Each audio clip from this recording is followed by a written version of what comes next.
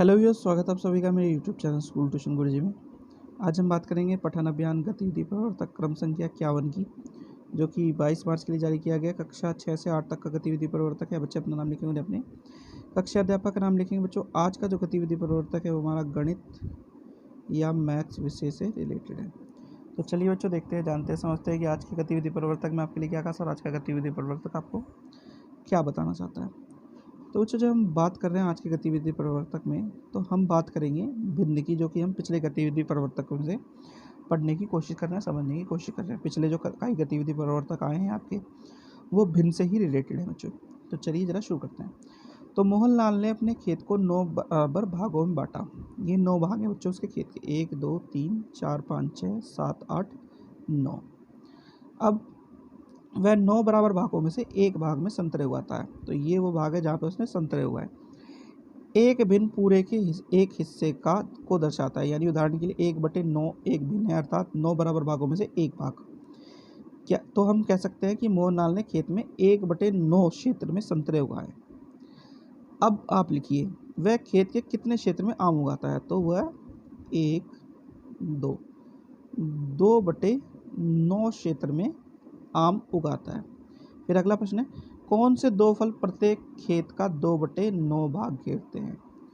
तो अगर बात करें इसकी, तो मेन तो है आपका कौन सा, आम का या मैंगो का, और दूसरा है आपका अंगूर का। ठीक है बच्चों, चलिए अगला देखते हैं। अब भिन्न लिखने के कुछ अलग अलग तरीके होते हैं, जिस वजह से हम उन्हें अलग अलग तरीके से भिन्न को दिखा सकते हैं, कह सकते हैं। जैसे उचित भिन्न, वह भिन्न जिनके अंश यानी निचली संख्या से जो ऊपर की संख्या है वो छोटी होती है, तो क्या कहलाता है, वो उचित भिन्न कहलाता है।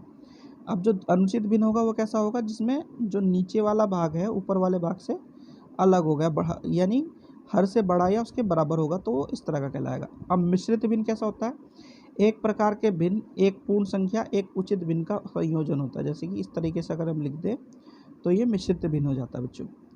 फिर है समान भिन्न, जिन 2 या 2 से अधिक भिन्नों में हर समान होता है, यानी नीचे वाला भाग समान होता है, तो उन्हें समान भिन्न कहते हैं। फिर विषम भिन्न कौन सा होता है, जिनमें 2 या 2 से अधिक भिन्नों में हर भिन्न में क्या होता है, विषम भिन्न होता है, तो वो क्या कहलाता है, विषम भिन्न कहलाता है। जैसे कि इसकी बात करें तो यहाँ पे 3 5 7 11 है बच्चों।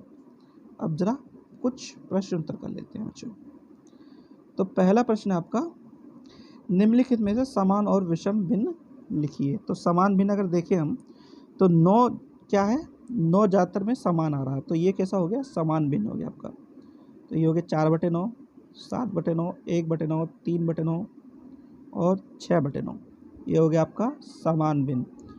और 7/16, 5/8, 2/3, ये हो गया आपका विषम भिन्न। अब अगला प्रश्न क्या है बच्चों, अगला प्रश्न है आपका, निम्नलिखित में से उचित और अनुचित भिन्न लिखने हैं आपको। तो इसमें उचित कौन से होंगे बच्चों, 4/7, 11/12, 8/9 और 5/16। ये हो गए उचित। जो बच गए आपके, जैसे 15/9, 23/4, 17/5, 18/5, ये हो गए आपके अनुचित भिन्न बच्चों। तो बच्चों, ये हो गया आपका कार्यपत्र कंप्लीट और वीडियो भी। आशा करता हूँ आपको वीडियो अच्छी लगी होगी। Thank you.